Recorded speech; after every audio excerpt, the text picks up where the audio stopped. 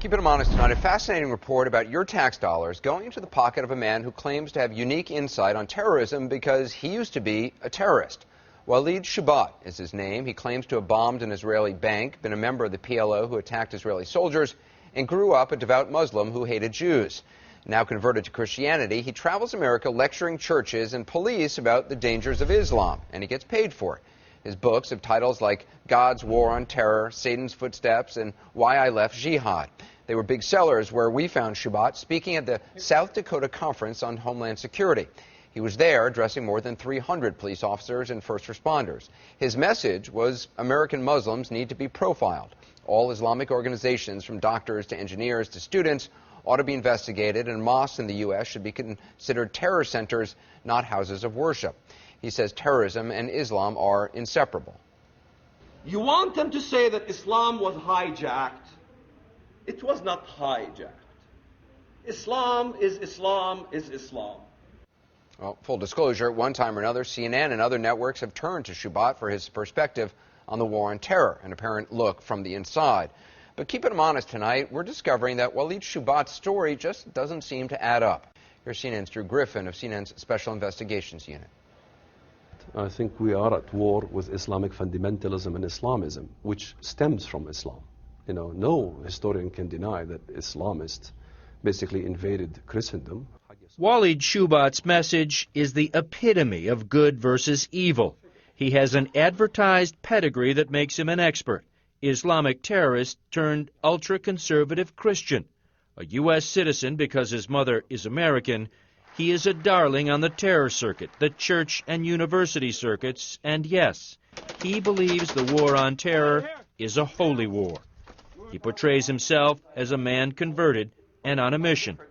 Once a Jew-hating, bomb-throwing terrorist, now a devout Christian convert warning the world, Islam is out to destroy you. فَإِذَا لَقَيْتُمُ الَّذِينَ كَفَرُوا فَضَرْبُ الرِّقَابِ. That's how you recite the Quran. I know the Quran inside out. English. And if you meet the unbelievers, then smite off their necks. But what part of smite off their necks? The Americans don't understand. His message before a largely positive crowd of cops and emergency responders at this South Dakota Homeland Security Conference: trust no Muslim, especially those who organize. Know your enemy. Know your enemy. All Islamist organizations in America should be the #1 enemy. All of them. The Islamist organizations, the Islamic Society of North America should be focused on. You got that on camera? Yes, please. He is being paid $5,000 plus expenses to speak here with your tax dollars. He was also given a Rapid City Police guard during his time in the city. A nice day's work.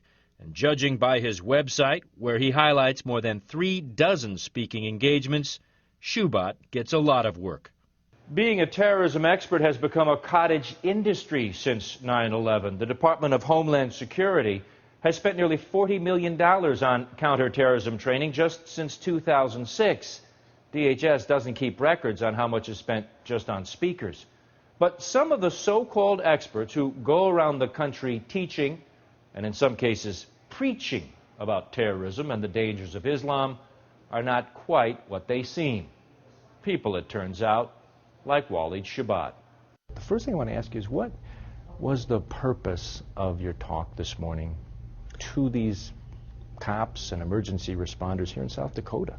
Well, being an ex-terrorist myself is to understand the mindset of the terrorist, #1. An ex-terrorist. It's Waleed Shubat's claim to fame. A terrorist, a PLO member, who bombed a branch of an Israeli bank in Bethlehem Square, throwing a firebomb on the bank's roof. The problem with the story, with a lot of Shubat's stories, there's no evidence for them. And despite CNN's many requests, neither Shubat nor his business partner have provided us with any. Bombings in Bethlehem Square, you specifically said you threw... The bank was in the Bethlehem Square. You threw explosives. Yes, I did. On top of that bank. Yes, I did. No record. CNN's Jerusalem bureau went to great lengths trying to verify Shubat's story, finding the general location where the branch of Bank Leumi once stood, but not finding anyone who could remember a bombing. We contacted the bank headquarters in Tel Aviv, asking officials to search records. No records found. And Israeli police found no record anyone ever threw a bomb at the branch of the bank. Why would the bank not have a record? Why would the Israeli police not have a record? Why would the Israeli police not have a record? I don't know. I mean, I don't know where you check, what dates, all these things. There's another part of his story that doesn't check out. Shubat says he was arrested and spent 2 weeks in an Israeli prison. There's no record of you being in prison. I think there'd be at least an arrest record. They held you for 2 weeks. Wouldn't the United States know you were in prison if you were a U.S. citizen? Well, how about me and you go to the Muscovia prison and extract the records? The records are there. Okay. Would you be willing to do so? We did, and the Israeli detention center could find no record of detaining anyone with the name Waleed Shubat. Yeah. I mean, you obviously can see why people are critical of your claims. There's a whole lot of gaps in your story. There's no gaps at all. We don't have a bank bombing. And we don't have a terrorist, because it turns out Waleed Shubat, even on his own admission, was never charged. I was in prison for a few weeks. Was there a charge? No, I was a U.S. citizen, remember? I was born by an American mother. The other conspirators in the act ended up in jail. I ended up being released. There's another problem, his family. In the neighborhood where Waleed Shubat grew up, relatives say he was just a regular kid. And Daoud Shubat, who says he is Waleed's fourth cousin, goes even further. There were only 2 banks in Bethlehem district, and they are Bank Leumi and Discount Bank. They were on Nativity Square, and Waleed never had any connection with those 2 banks, not a close or a distant connection. I tell you, this is out of experience. I am one of the people who are considered a responsible man in the area of Bethlehem or Bet Sahur. I've never heard anything about Waleed being a mujahid or a terrorist. He claims this for his own personal reasons. So true. He's saying he claimed this for his own personal reasons. What personal reasons? Well, there's a big personal reason here. It's called money. You know, Anderson, I don't have to tell you, classic investigative reporting, you follow the money. Like his background, how Waleed Shubat is now making that money is about as mysterious as his past. Yeah. The Waleed Shubat Foundation, is that a charity? Waleed Shubat Foundation is part of the FFMU. And what does the FFMU do? Basically, we're in the information, and we do speaking, and we do also helping Christians that are being persecuted in countries like Pakistan. And we help Christians who are suffering all throughout the Middle East. And how do you do that? None of your business. It's clear Waleed Shubat does not like tough questions. It's a stupid question. He became even more defensive when we began asking about his foundations, his tax-exempt status, and all the money he is making. He has turned what some might call hate speech into a career, trading on his past to advise law enforcement officials and religious groups about the threat of Islamic radicals. He says he was a Palestinian terrorist jailed by the Israelis, but it's a life story based on very little evidence. But it sure pays well. Tax records filed by his business partner reveal his speaking engagements earned more than $560,000 in 2009. So why the skepticism? If somebody collects $500,000, you think it goes to my pocket? It's absolutely untrue. Like his answers, his tax return is vague on specifics, and his various businesses and foundations, well, that's vague too. How much do you get paid for these speaking engagements? Not that much. Probably, if you look at my salary, I make like probably what a gas station makes or a garage makes. I mean, everybody thinks I'm just raking in the dough, which is absolutely incorrect. The business, in fact, Shubat leaves up to his manager, Keith Davies, who was down the hall selling Shubat's anti-Islam books. When CNN had specific questions about the business, like perhaps the names of the high-ranking generals and experts he said are on his board of advisors, well, Shubat said get the names from Davies. Waleed said that you would be able to tell us about your advisory board. You guys said you have generals and other high-ranking officials. Correct, yeah. Can you tell us who they are? Off the top of my head, yes. Let me see. I'm trying to think. The name's gone blank. They'll come back to me in a second. Major General I can't remember. Four-star, there's a three-star general of the Air Force, Irish name, Thomas. I usually know these off by heart. Davies did come up with one name, a pilot, but no contact details despite repeated requests from CNN.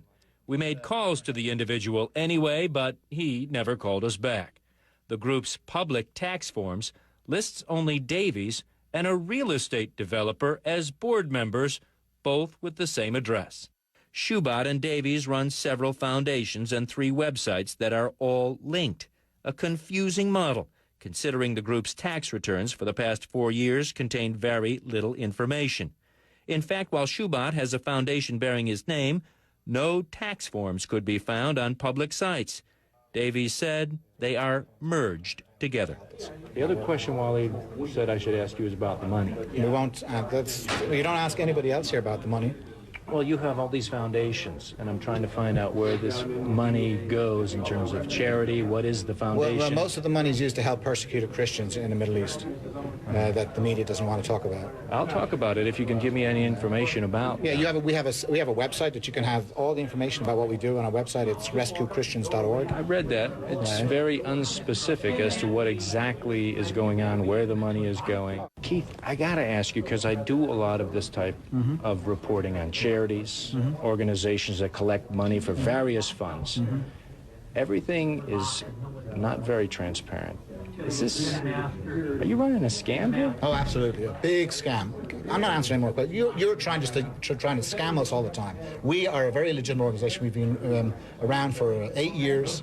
Well, 6 or 7 years. Forum for Middle Eastern Islamic files with the IRS, and you can have a look at the forms. I can even send you a copy of the tax returns if you want. He never did, but we found some on other websites. The money is coming from universities and churches and from your tax dollars. Some of his appearances are paid out of Homeland Security grants. The DHS in South Dakota told us Shubat was paid $5,000 plus expenses to speak at this event, and he was given security. But Shubat told us, No, there's no expenses they paid. The hotel I pay myself. The hotel I paid today myself.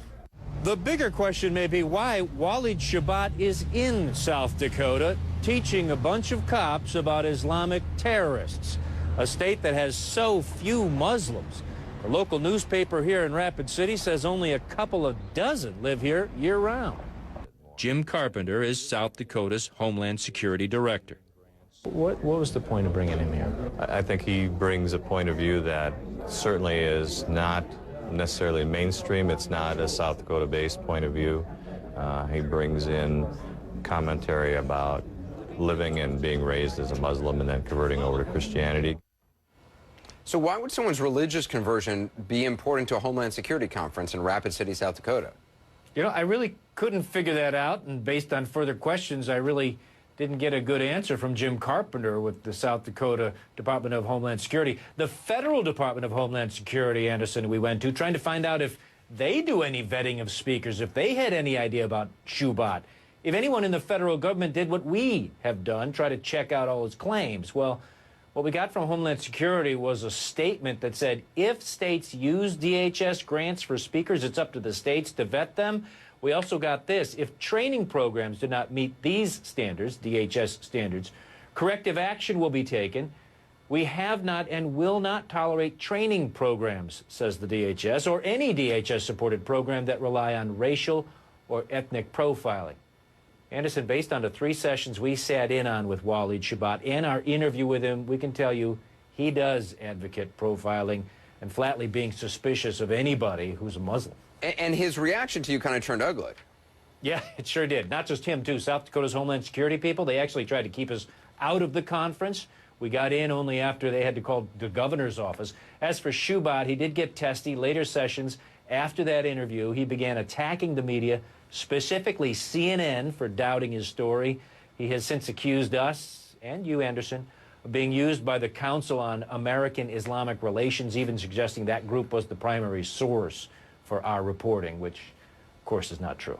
And it's interesting. I mean, if somebody's running a legitimate foundation that's tax exempt and stuff, I mean, usually they're very willing to be transparent and willing to give documents and stuff. It sounds like those guys were saying, oh, yeah, we'll send you these documents, and then nothing shows up. No, and it's all wrapped in this secrecy and security. They're under the impression we're asking for the names of some Christian families in the Middle East that are being persecuted. We're not. We're just trying to figure out where is the money going, because we cannot find out where this money is going. Well, it's also interesting in your piece because Shubat said, oh, well, this foundation is part of this other thing, and it pays for speaking and teaching, which basically is what he does, and also helping Christians. The other guy said it mainly goes to helping Christians, and yet again, no details. And I think you could see from the reporting, we couldn't get a straight answer about anything from just about anybody. That reporting continued in our various emails and contacts with these fellas after that. It was just a very confusing, and in the past when we've done reporting like this, the more confusing, the less transparent things are, the more questions need to be asked, I think, by DHS and other federal authorities. Yeah, interesting that they haven't been. Drew, appreciate the reporting. Great job as always. Thanks.